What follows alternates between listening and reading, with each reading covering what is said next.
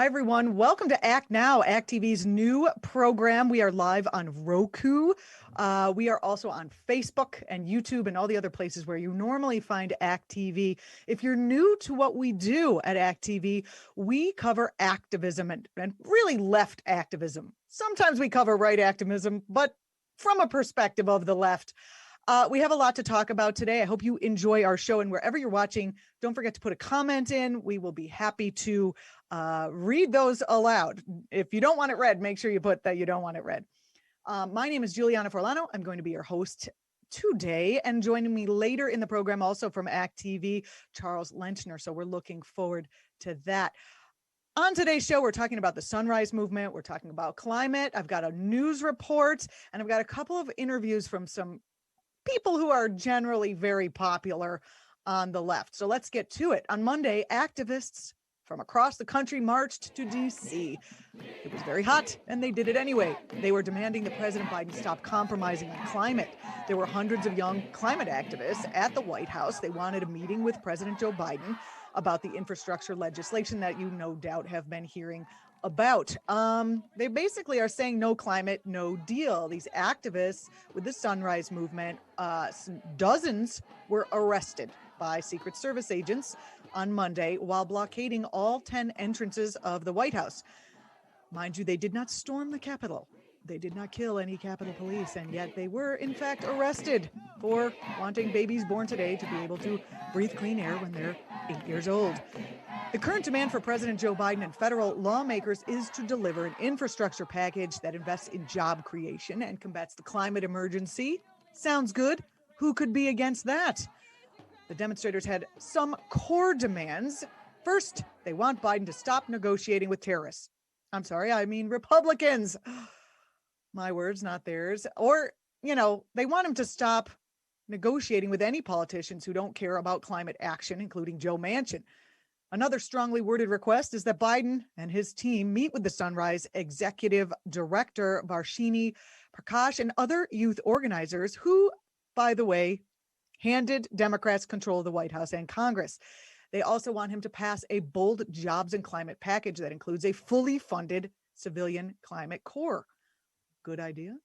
The blockade at the White House and resulting arrests followed the march and rally, where more than 500 activists were joined by Congressional Green New Deal champions, Representative Alexandria Ocasio-Cortez. We have some video of her speaking. We're going to play a little bit later. Jamaal Bowman, also of New York, and Cori Bush, who also gave a rousing speech that we're going to hear a little bit later in the broadcast. The protest came after Biden and lawmakers announced a $579 billion bipartisan compromise on infrastructure last week. There is a lot going on here, and we're going to talk to Charles Lenchner about it. We covered this live, by the way. ACT.tv was there live, and we have the recordings to prove it, which I'm going to show you. But did you see this action anywhere in the mainstream media? No, you didn't. Common Dreams covered it in print. It was wonderful.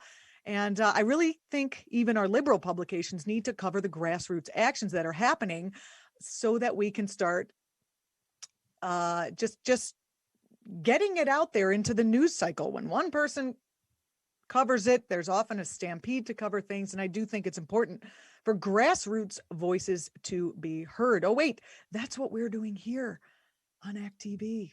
If you're just new to us, don't forget to hit the follow or like, or tell your mom about us, whatever. Here to discuss the action that I just talked about is Charles Lenchner, ACT.tv's own, and also the Director of Organizing 2.0. Charles, thanks for joining me today on the program. Thank you for having me, Juliana. So I'm glad to be talking to you today. You were at the earlier Sunrise protest, which was more than a week ago, but not too long ago. And you've been following what this movement has been asking for. Can you talk about the demands of Sunrise and what they're working toward? Let's put this in proportion.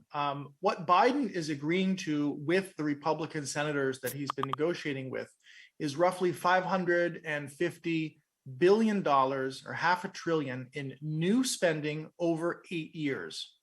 What Sunrise is demanding is $10 trillion over 10 years. That's a huge difference.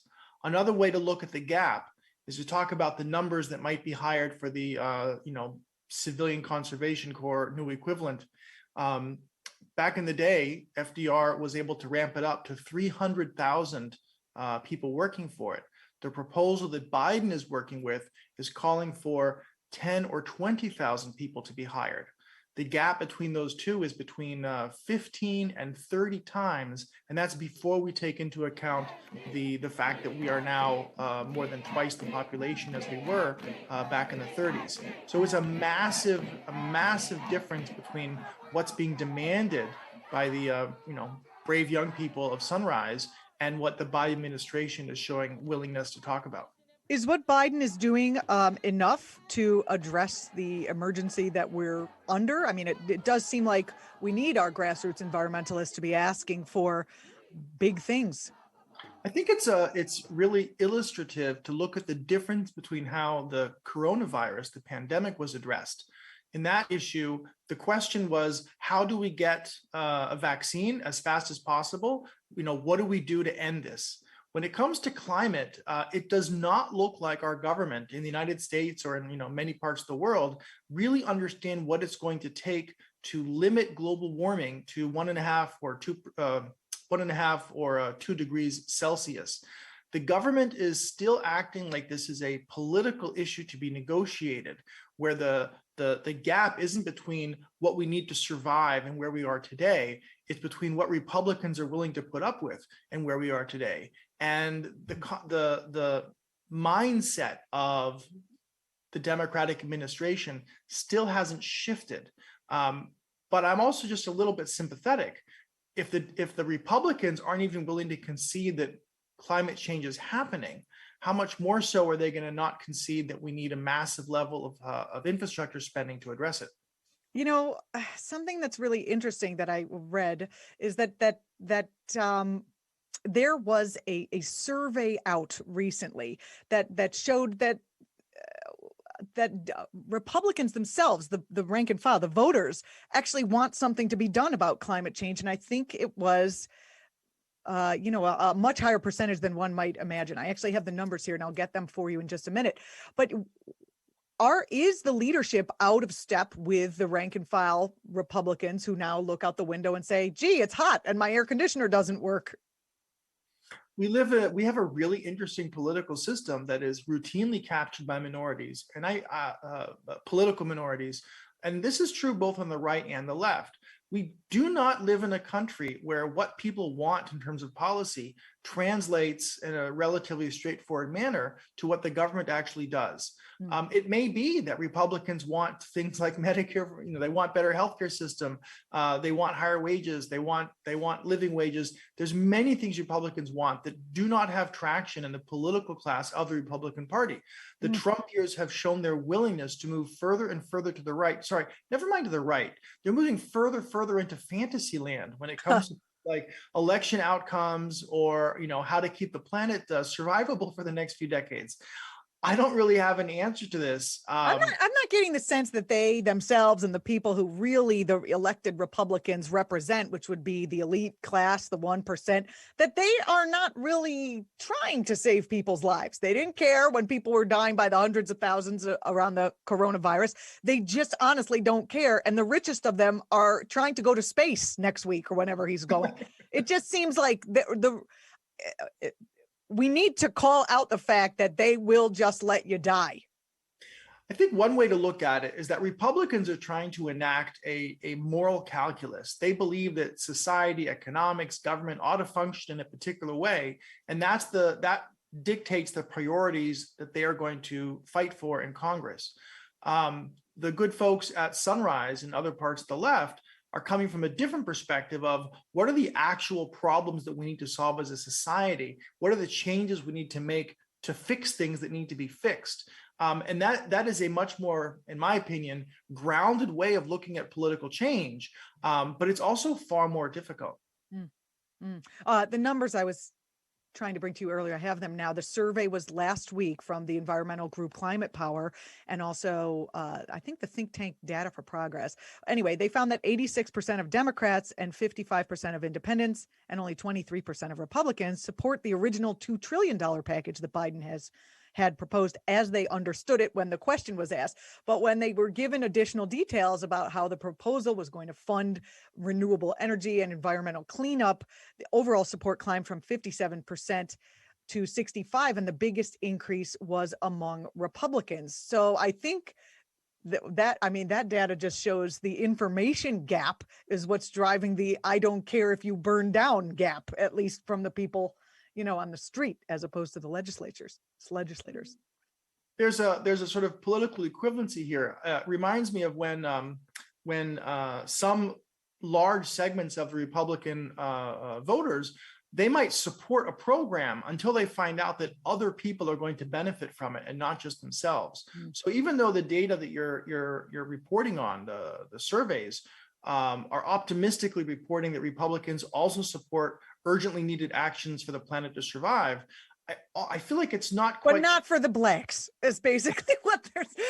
I mean, let's be, that's pretty much what you're. Yeah, well, we've seen that in other areas. But also not to give the liberals a good day. Owning the libs is a very powerful undercurrent or above the Republican Party. I will let deregulation allow arsenic in baby food, not making this up, if I can own the libs, even if my own kid gets brain damage from it. That's what we're looking at here. Let market forces determine how much poison we can ingest. Okay, so Bernie Sanders said on Sunday that he's not going to support the bipartisan infrastructure bill either without a reconciliation bill. His quote is, let me be clear, because that's how he starts everything, which I love. He says there will not be a bipartisan infrastructure deal without a reconciliation bill that substantially improves the lives of working families and combats the existential threat of climate change. So, I mean, it's not just the youngsters who are asking for, a lot more money to do programs to combat climate change. I love Grandpa Sanders, and I'm really glad that he's making it clear that he's going to fight. But we don't know if he has as much power as Senator Manchin or Senator Sinema, who've already proven their ability to block popular Democratic Party supported legislation. We do not know how this is going to end. What we're watching is the forces being arrayed on the battlefield. They got their flags and pennants waving, they have their formations in alignment, but it is very hard to understand how this is going to play out. But given the size of the gap and the fact that other senators are not stepping up to support Senator Sanders, frankly, I'm worried. Well, I am also worried. So Alexandria Ocasio-Cortez and Cori Bush and Jamaal Bowman all came to the rally. What does it mean that they, what do you think it meant to the protesters, and what does it mean overall that they came and showed up in person? Well, let me offer just a teeny bit of background here, because there is something about this that is emblematic of the success that the left has been having. The three main Congress people who showed up were all elected with a significant boost, if not primary support from Justice Democrats. Justice Democrats, some of their figures are also linked to the creation of Sunrise. So what you're seeing here is a powerful insurgent left movement that exists both in the streets and in Congress, coordinating on the back end. And you can see this from the practically 3-year anniversary of AOC showing up at the occupation of Pelosi's office 3 years ago. These forces are moving from just being in protest mode under a Trump administration where what we could actually win was fairly limited. They're now taking that energy, they're magnifying it, and they're demanding to negotiate directly with Biden. This is a huge escalation of what the left is able to do, but we do not know whether that means they're going to win. We have some video, some footage right from our live coverage of the event that was this past Monday. We have a couple of speakers from Sunrise. Let's take a listen to what they have to say, and then we'll hear AOC and Cori Bush. Here is our first speaker, Javier. My name is Javier. Woo! I'm from Dallas, Texas. Woo! And I have come a long way to get here. Yeah! I am one of the few young people who marched 400 miles from New Orleans to Houston. But this journey for me started a long time ago. My dad's name is also Javier, and he came to this country from Mexico to pursue a better life, to pursue the American dream. And he worked tirelessly. Him and my family worked multiple jobs at a time just to get by. He sacrificed so much just to have our basic needs met. I loved to spend time with him and my family, but they couldn't be there because they had to work. Because they had to work to put food on the table. They had to work so we could have money to move out of my uncle's garage. And so many people are stuck in a cycle that they cannot get out of. Too many people. Too many people. And I saw myself. And I see myself in all these people that I've marched with. So many of them have similar stories as I do. Being from Texas, I can tell you there is no American dream when there is a freeze and there's a blackout and you are cold in your home, and it's because politicians are underfunding our power grid. There's no American dream when historic flooding is destroying our home. There is no American dream where stronger and stronger hurricanes and tornadoes are devastating communities. So that's why I marched 400 miles. That is impressive. First of all, 400 miles of marching is highly impressive, especially when it's so hot. What do you think that he was making the connection between immigration and people trying to work their way up in the United States? And it was a little unclear, but you know, the fact that climate change is going to undermine people trying to work toward the American dream. Well, there's a lot trying to undermine that here in the United States, but what are your thoughts on that, Charles? Well, I think it's very important to understand that even though the primary focus of Sunrise's legislative proposals is climate change, the language, the theory of change, the way that they advocate for it is really addressing all of the interconnected problems in American society. They're looking at the quality of the jobs that people have. And I'll give you one example of this.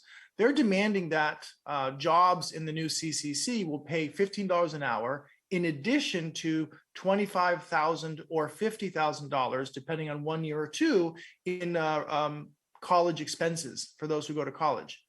That would mean that it pays significantly more than joining the military. Now, I would love to see our nation's priorities move from military to climate conservation, but you can understand what the impact of hundreds of thousands of jobs that pay that much and are being offered to young people who may not have skills training or college education, what that would do to the labor market, the far-reaching impact of these kinds of economics would have on our society. That's not something they're sort of trying to soft push through. That's a top line point. They are looking at this as a way to transform this country, not just solve one or two large problems. Well, let's look on to our next protester. If you watched our show before this one, which was a couple weeks ago, I think you can find it on our YouTube channel at ACT.tv. We saw Audrey, another climate activist. I believe she spoke then, and she is speaking here as well. President Joe Biden, if you want to be a climate leader, you need to stop supporting fossil fuel projects. You need to stop supporting projects like the Willow drilling project in Alaska, like Line 3 in Minnesota. If you want to be a climate leader, you need to stop watering down your own climate and jobs plan. Because when you water down your own bill, you send floods through our homes. And your bipartisan compromise, it will literally make the climate crisis worse. So if you and conservative Democrats don't also invest trillions of dollars in climate investment by passing a reconciliation bill, we will make sure we will make sure that your precious bipartisan compromise does not pass. Because it is as simple as that. No climate, no deal. No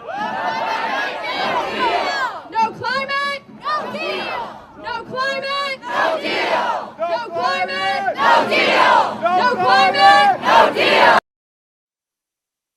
I love how passionate they all are, and I noticed she mentioned the reconciliation bill. Can you explain what they want to do of using reconciliation?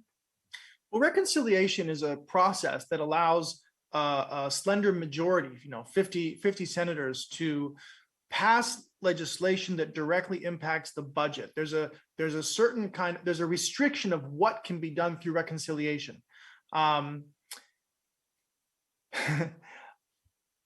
It is not clear that everything that the protesters want to happen will fit within a reconciliation bill.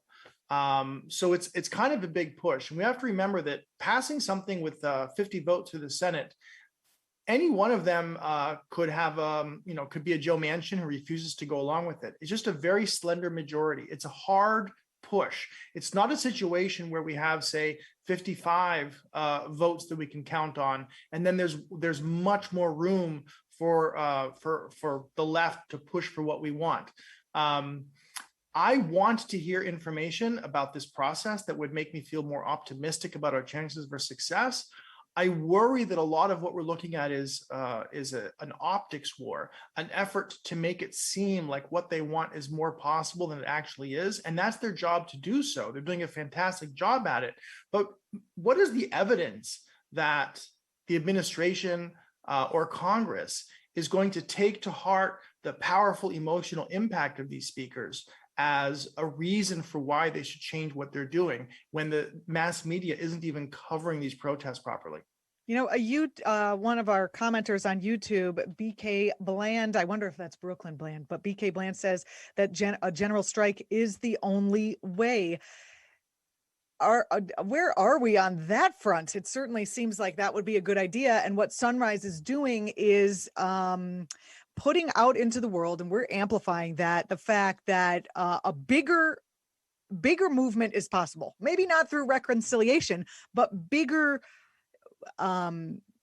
The needs are so much bigger. What we need is so much bigger. So their demands are so much bigger. And then when they don't get that, as people start listening to what they're asking for and why they're asking for it, and that actually might be a really good idea to pay people $15 an hour plus $25,000 so they could go to college.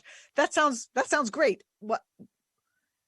Getting those ideas out there, it might just be the kind of idea warfare that we need to get people to say, oh, we're going to burn, or we're going to have to go on a general strike. You and I have both discussed how one of the big impacts of Occupy Wall Street was that it changed the conversation. Now the conversation is officially changed, and the activities of Sunrise and AOC and others have successfully moved the bar for what seems possible under a Democratic administration. But I'm not sure that we're in the terrain where shifting the conversation is doing the work that we want it to do. When you think about the point of direct action, it's to increase the cost of doing business as usual so that the perpetrators, the status quo, finds it necessary to negotiate and to give the protesters or the social movements what they want in order to do what they want to do. The optics of 500 young people blocking the gates of the White House are very good. But have they successfully imposed a cost on the administration for doing business? I'm not seeing it yet. No, because they already got Biden in, and then Biden already did a bunch of good climate stuff. So the optics are good for Biden on climate to the general population, not necessarily to activists and people who are following things very closely. As author Zainab Tufekci writes, it is actually... Of course, Zainab. I can't believe you're quoting Zainab. What a great night. Her thesis is that it is actually relatively easy today to create the optics of a mass movement, to get into the press, to get your ideas out there because of social media, because of the ease with which we can do, video and have information spread around the world. But that also means that the kind of deep-rooted, community-based mobilization that was necessary in the past to make that happen is sometimes happening after you successfully change the conversation. We don't have evidence that the social movements in the United States are prepared to do what it takes to force the status quo to change. Our communities are not mobilizing in a real way at the grassroots level so that when Congress people around the country are looking at this movement, they're seeing a wonderful group of young people doing this. They're not seeing workers put down their tools. They're not seeing suburban moms go to the streets. They're not seeing city centers being shut down. We know what it looks like when a movement is forcing the status quo to stop and pay attention. We don't see that yet. And the question is, are there plans for that? Is that coming down the road? Does Sunrise work locally? Or do they, Yes. I mean, I know they have local chapters everywhere, but are they focused on local legislation as well? Yes, in many instances, and I can't quote from memory, their local chapters are part of local coalitions doing stuff, beyond a doubt. And we do have resistance in some quarters. Now, one of the protesters was mentioning Line 3 in Minnesota, and there's many other pipeline struggles. And in some cases, the movement is winning those things. But again, if you compare this, say, to the mobilization against the war in Iraq in the early part of the century, if you look at the civil rights movement in the 60s, if you look at the spread of Occupy Wall Street, you see much more feet on the ground from a larger group. This group is extremely well organized. They're very professional. They're really showing a lot of others how to get this right, but they are not demonstrating that we have enough bodies in the street and in the ballot box to force this through. It's such a big, they're trying to stop a climate catastrophe. Okay, so in Seattle, we saw a heat dome, and up in the Pacific Northwest, that was, unheard of, generally speaking, and the highest temperatures ever. Everyone knows about that already, if they're watching the show at this point in time. And so the people of that area might be like, hey, we need to do something about climate change, but what we really need is more air conditioners, so it seems like the organizing would be in the moment when this project, when this catastrophe is so large. Do you have thoughts on, how organizations can, people will be in the street if their kid is starving or sweating to death and they need an air conditioner and somehow the truck can't get through because the street is melted. I don't know. I'm picturing things, but they're not necessarily going to go out there for everything. Where I live, there have been about 6 power outages so far this summer. And every time this happens, you can see the neighbors looking out the window to see if the power is out just for them or for the whole street. Yeah. What we haven't seen is people come out of their house. What we haven't seen is people who live in a particular area sort of mobilizing around these immediate impacts. We've seen dozens and hundreds of people die as a result of the recent heat wave across the country, not just in the West.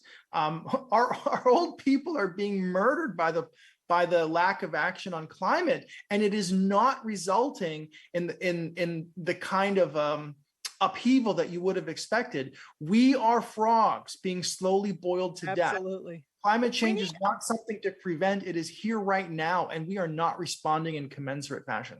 Wouldn't it be great if what happened in Texas, where all the lights went out in the middle of that freezing cold thing, like they're like, oh, we insist that Texas pay that each person can be off the grid. Like we are out in the street wanting solar panels for every house or windmill down the block or whatever they can do to do that. That would be kind of an interesting local thing that could be done that would contribute positively to the whole. I don't know. I'm done. Your thoughts? My thoughts is that, look, we just went through a pandemic where, contrary to many people's expectations and the conventional wisdom of economists, we proved that the government can just spend and spend more, which is a good thing. We saved countless people's livelihoods, homes and jobs by spending trillions during the pandemic. And we are seeing a willingness to do so continuing into the future. But what that means is that we're not experiencing the full pain of climate catastrophe. We're not seeing the rapid onset of mass disaster at the level that will cause people to be shaken out of their complacency. It'll be too late. At that point, it's over. Well, that's the human condition. we as a species appear to be unwilling to actually confront the imminent threat. We are much more likely to confront the, something actually happening to us, bodies piling in the streets. I mean, look at this country's behavior during COVID. 600,000 people have died as a result, in large part, of government incompetence at the beginning of the pandemic. And this resulted in what? A slight majority in Congress, a extremely relatively narrow election electing Biden. The American people have shown that they're willing to, excuse my language, take it up somewhere where the sun don't shine. Well, not all of the American people. I mean, there are fighters, and I think the Sunrise people, regardless of what they're trying to do, and if they're able to do it, their hearts are in the right place, and they're doing something. We never know what the outcome is going to be of some action, but this is action, I would argue, in a positive direction. AOC showed up, and we have two short videos of her speaking at the rally. Let's take a look. This year is the year that we win the Green New Deal. This is the year we start this fight. This is the year we start winning this fight. And we're not going to stop it this year either. We're going to keep fighting for the rest of our lives.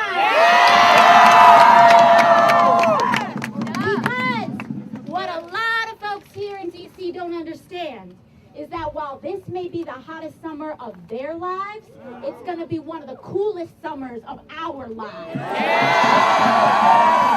so what that means is that they brought this heat on us, so we bring the heat on them.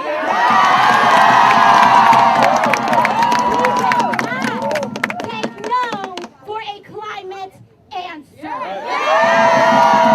Not in this infrastructure bill today, not in legislation tomorrow, and not ever. And at the beginning, when we just started, right? When we first, started this journey, this journey has been built on the shoulders of activists and organizers for generations. Right? We gotta say thank you. Let's bring our indigenous organizers into the space. Our Black civil rights organizers into this space. Our climate organizers into this space.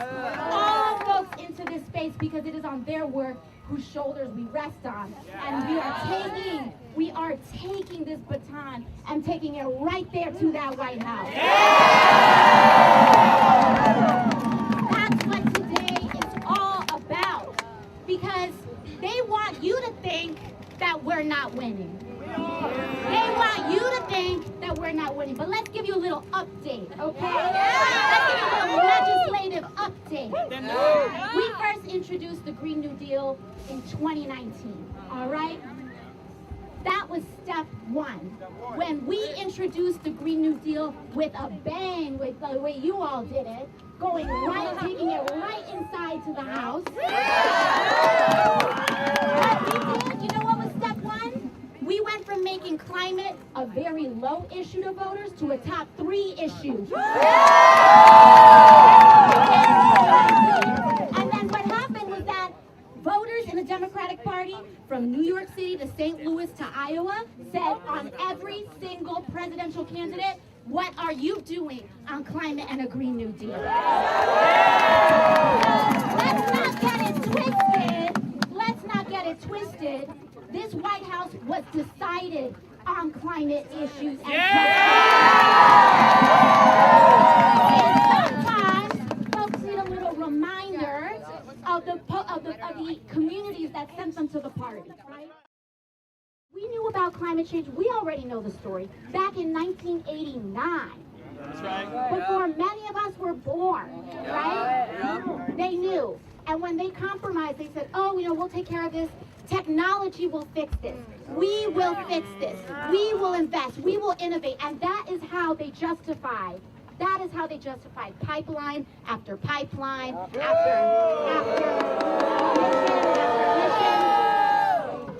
and in doing that, when they made those justifications for the last 30 years, what they didn't know, or what they should have known, is that when they said that, they were making us a promise.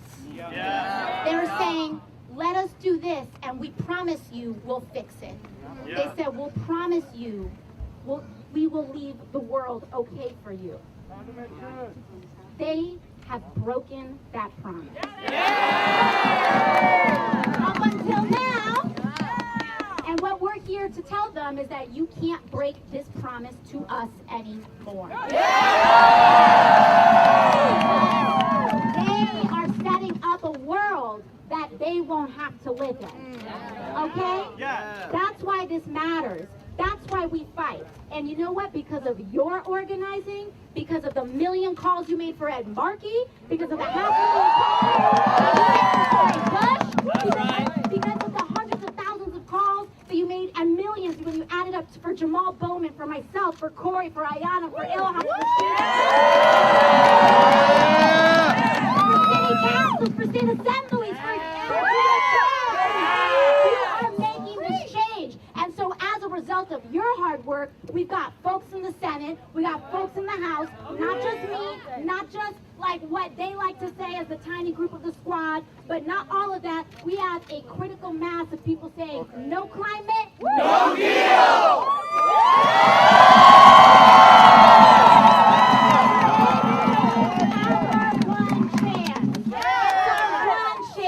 And we cannot let the day-to-day triviality of politics and the way that these things are shifting about, and oh, Mitch McConnell this, and oh, filibuster that.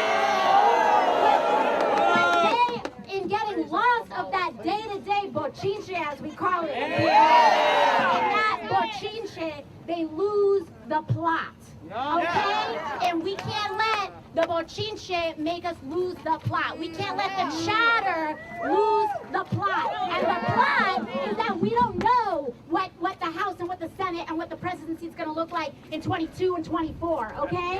We don't know. What we know right now is that we have a window of opportunity to draw down climate.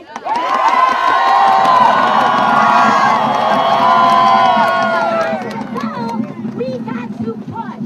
We must push. We need rail. We need EV. We need renewables. We need jobs. We need unions. We need racial justice. We need to center indigenous wisdom. We need to center Black lives. We need to center the poor and working class. We got to center unions. We need to center young people, because that is what's going to carry us to an equitable United States of America.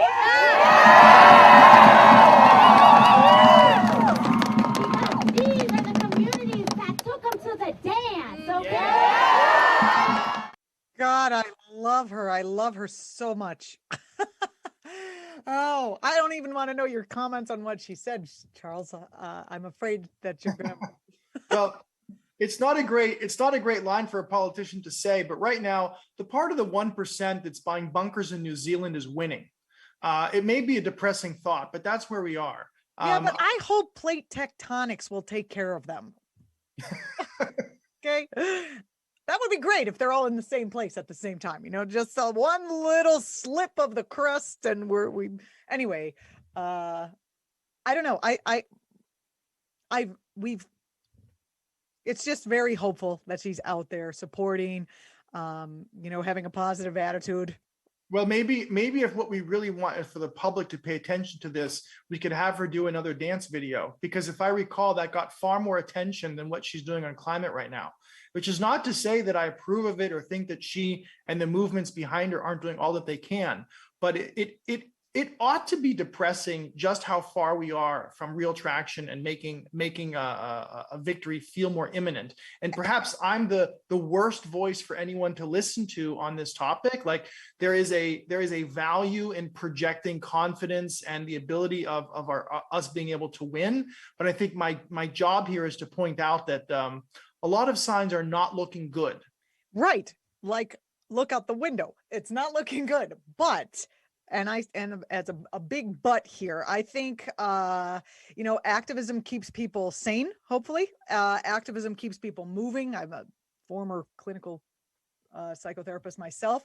So I think, being depressed and just being down on not being able to win, who does that serve? It just serves Amazon. You're just going to order something, click, get some delivery of something, and that's it. You're not stimulating the economy when you're ordering from Amazon. Who does it serve to not be active? You know, you got to go down swinging. Julianna, right now, most of the people that are active in politics, that are active in activism, are essentially volunteering for a cause they care about, doing the things that they want to be doing. What we're not seeing is people who hate the idea of activism showing up next to them. And that's the stage where I think— Not yet. All of California has to light on fire. Not yet. The way things are going, I worry that we're going to be waiting until a tenth of humanity is living down mine shafts and emerging at night to cannibalize from other survivors. Things are not looking good. Well, if I had to share a mine shaft with anyone, Charles, I would enjoy sharing a mine shaft with you. Hopefully some of our viewers could be in our mine shaft, and maybe Cori Bush could be in our mine shaft. She went and showed up at the rally, and she seems like a wonderful person to spend the end of days with. Here's a video that we have of Cori Bush making a speech at the same rally. I used to think that our environment was just about recycling and about polar bears. I really did. But it took a wake-up call for me to find out something different, and that's what you all are doing. You are that wake-up call. And I need you to know, if you stop, they stop. If you stop, they stop. And you know how I know? Maybe I wouldn't be in this seat right now had you not made almost 500. In the past week, we have seen dangerous heat events obliterating the Northwest in record numbers, and we see that it's coming up again over the next few days in places where they don't even have AC.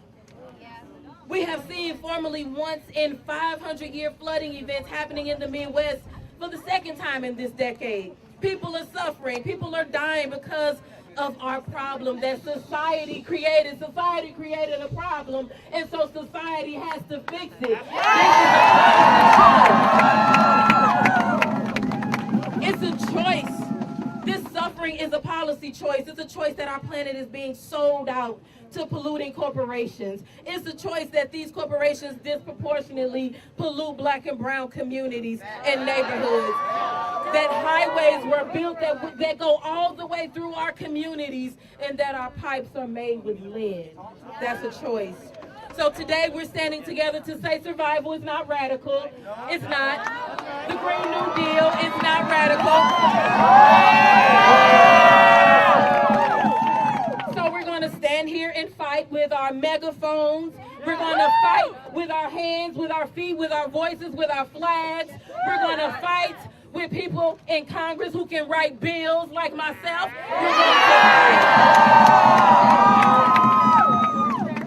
We want to show our children's children that we stood for them, that we believed in a better world, and we didn't just believe by tweeting it out.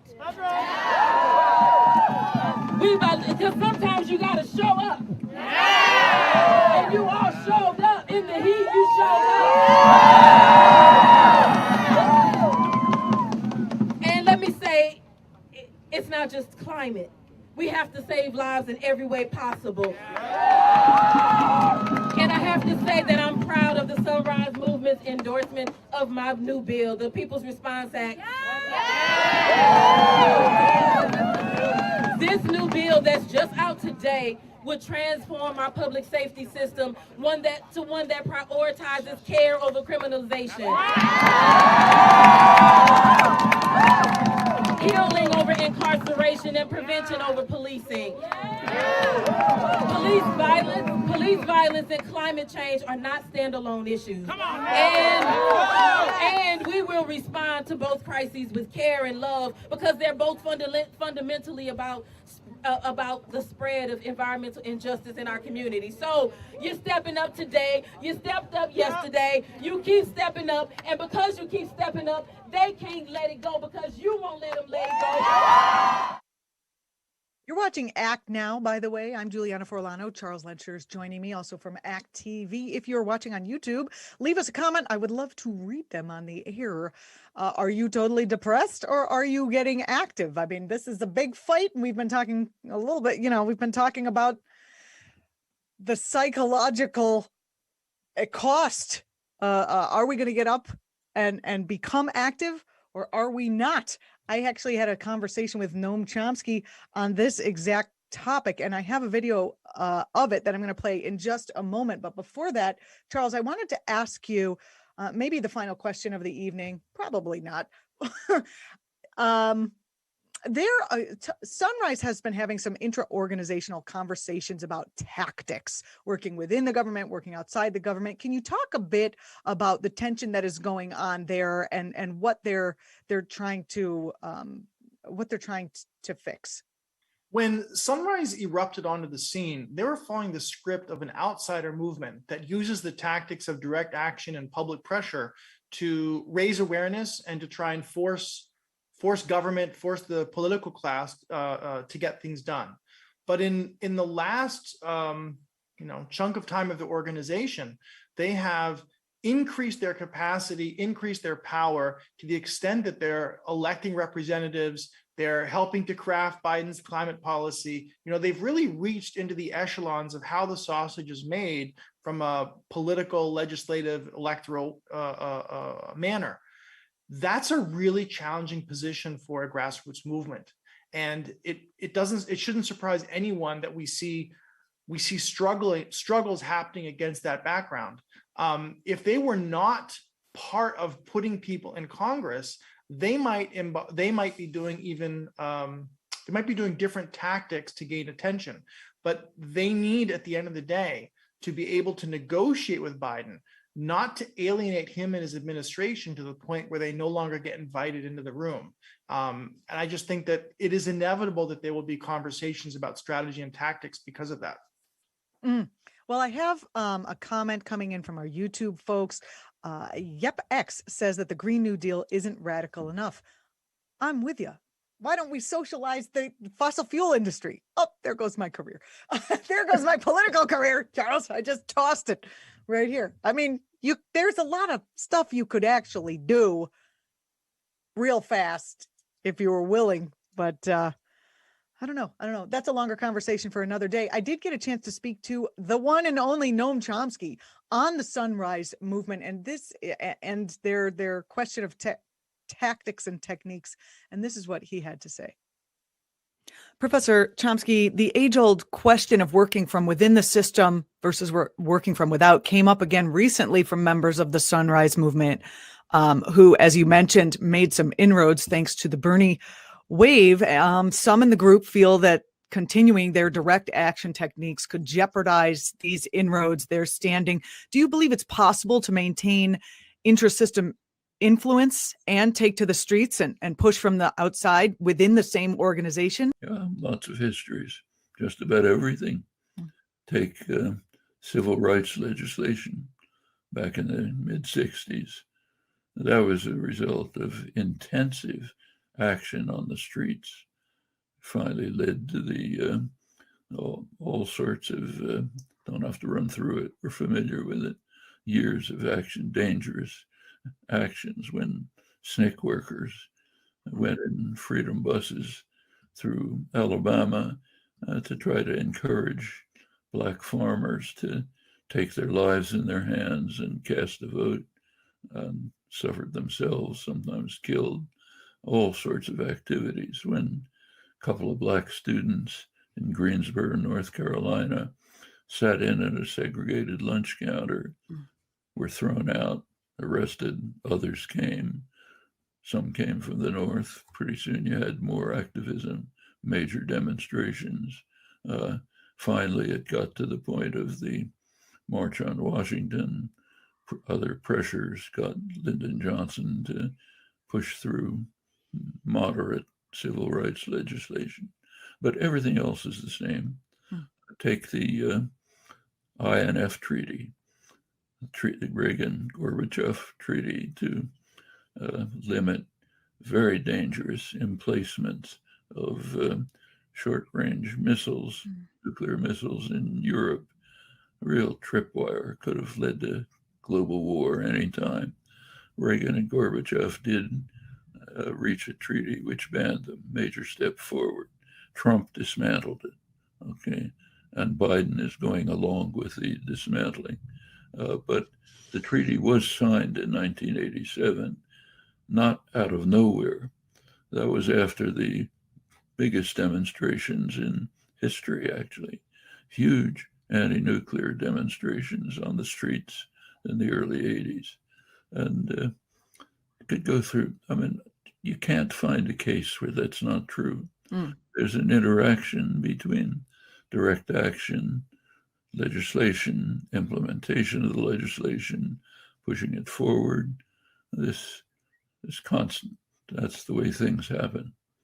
It was actually an incredible honor to speak with Noam Chomsky. I had about 1,000 questions and only 1 full hour to talk to him. You can catch the whole live thing, which will be going up on our YouTube channel at ACT.tv. So definitely subscribe if you want to see that whole thing.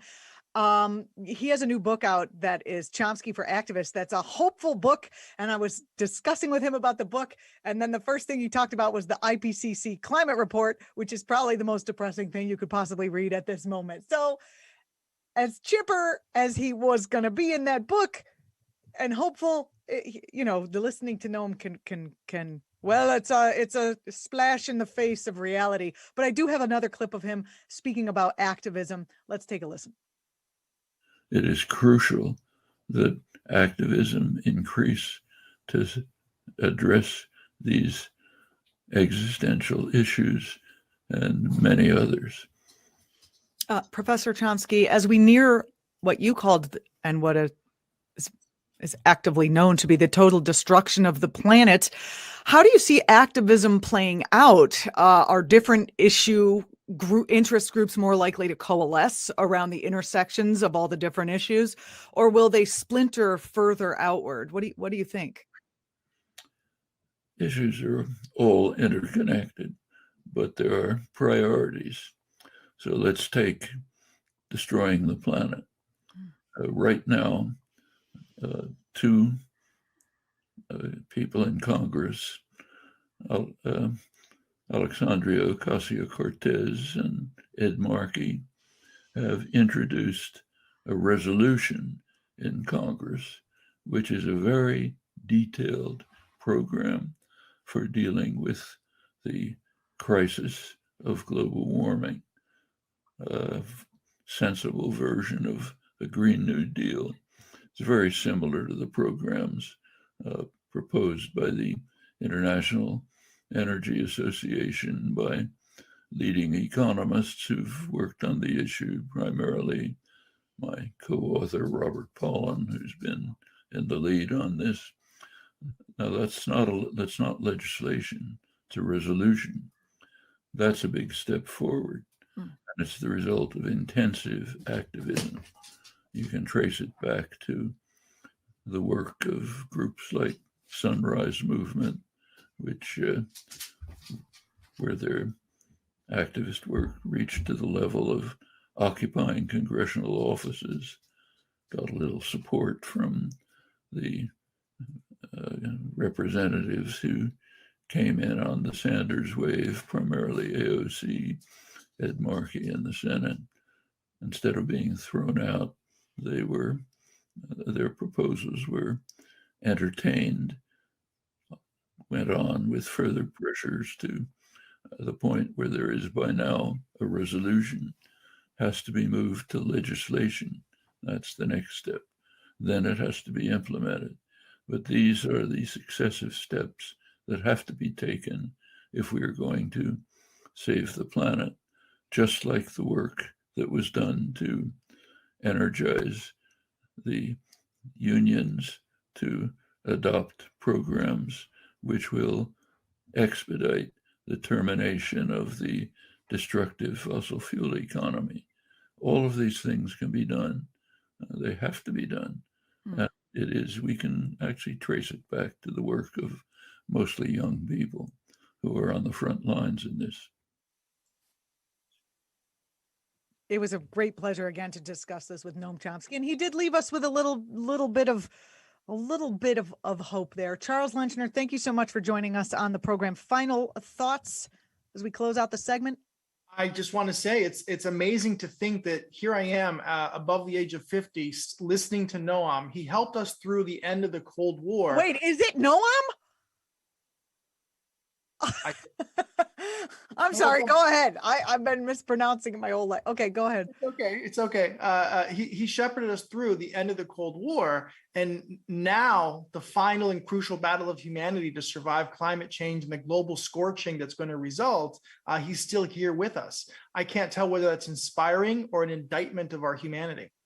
Well, we're going to leave it at that, and I hope we didn't depress everyone on our very first show out the gate. But it was kind of a depressing week to watch climate change melt the Pacific Northwest and then SCOTUS out. We're going to talk about that real quick at the end as we end out the show. But thanks for joining us on this segment, Charles Lenchner of ACT.tv.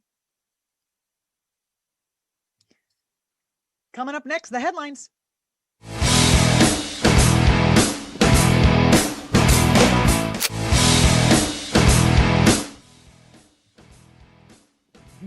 Okay, it's a big week for climate stories, and people seem to be paying attention. I wonder why. Is it because the deadly climate chaos-induced heat wave in the Pacific Northwest is so hot that no one is even talking about the oppressive and completely abnormal heat wave that is happening in the Northeast over the last few days? I guess you have to be at least 50 degrees above average to make the news cycle these days. The East was only 25 degrees above the average normal. The heat wave might finally be making people, take the climate emergency for an actual emergency. The Supreme Court this week is showing just how corporate friendly it is going to be. On Monday, it handed down 2 wins for the fossil fuel industry. First, it ruled 7-2 that the controversial Atlantic Coast pipeline can pass underneath the Appalachian Trail. Justices Sonia Sotomayor and Elena Kagan were the only 2 who dissented because the Appalachian Trail is land in the national park system, and under federal law, a pipeline plainly cannot cross land in the national park system. The Southern Environmental Law Center, who is working diligently to stop the unnecessary, and I might add murderous pipelines, my words, not theirs, but obvious. They said that all is not lost, that this permit is only one that's been granted, and there are 8 more necessary to complete the project, and those are very much up in question. So there's still time for protest. That was on Monday, and then on Tuesday, SCOTUS sided with Penn East Pipeline Company, and that can't be good. Penn East wants to force a pipeline through New Jersey, even though New Jersey doesn't want it. In addition to being very rapey, it shows us exactly how close the U.S. is becoming to a pure corporatocracy. Penn East got a federal permit, which the company argued conferred power of eminent domain and allows it to overrule the state's opposition to the pipeline's construction. And the court agreed. Apparently, that states' rights argument only comes into play when you're trying to keep Black people from voting. We're going to get into that later. But this decision was 5-4, the Penn East decision was, and it was written by, John Roberts.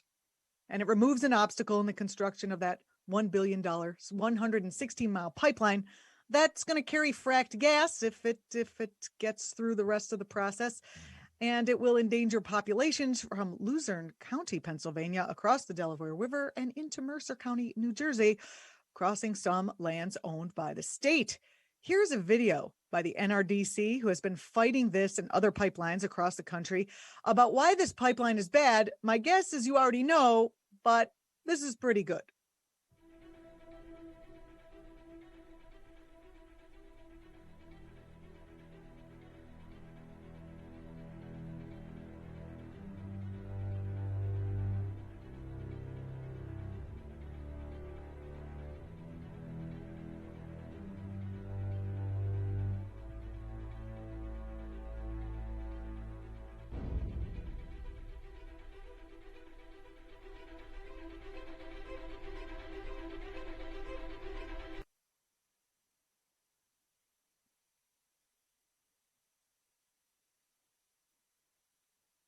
SCOTUS took a nap on hump day, but today they were ready to hand down some more horror.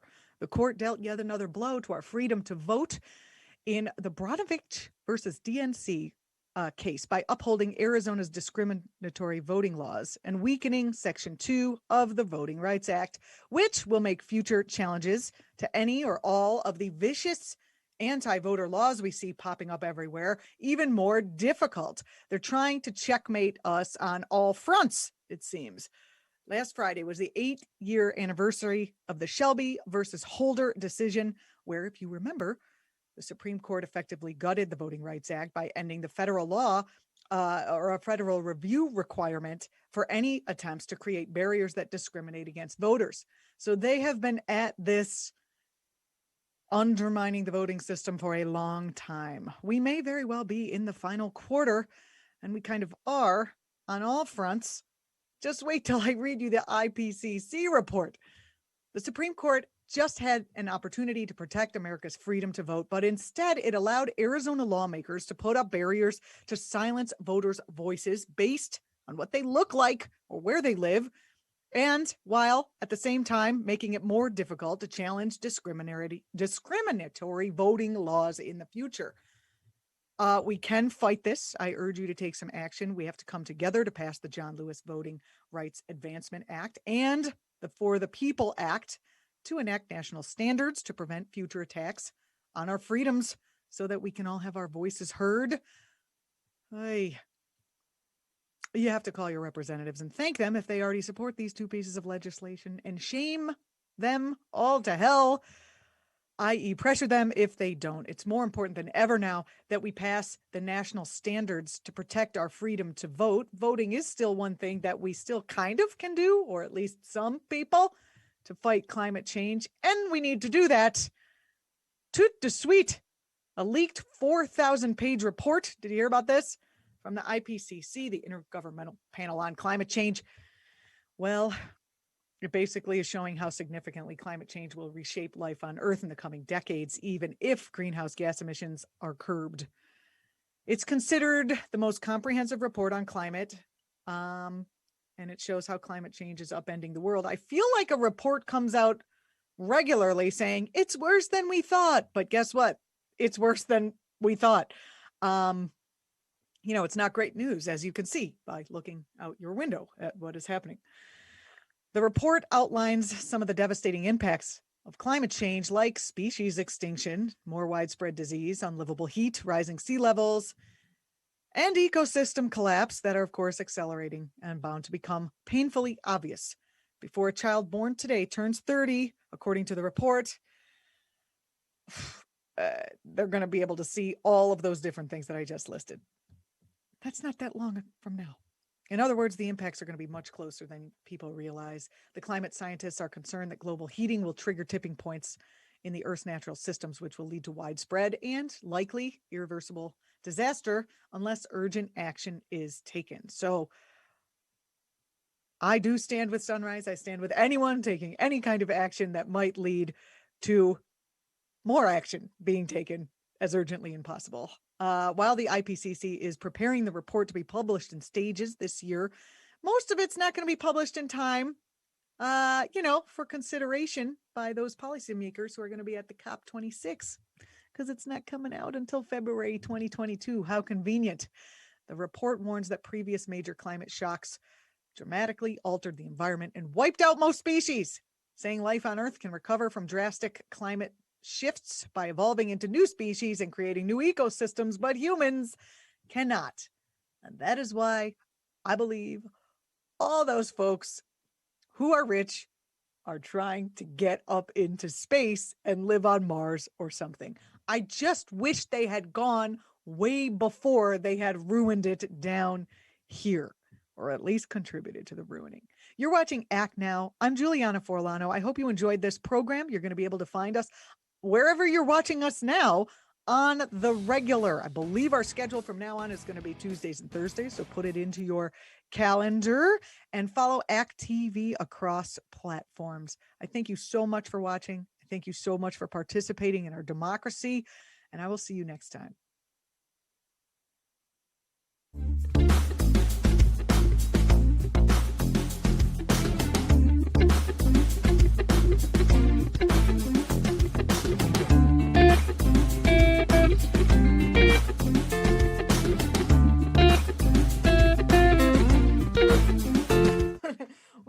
Adios.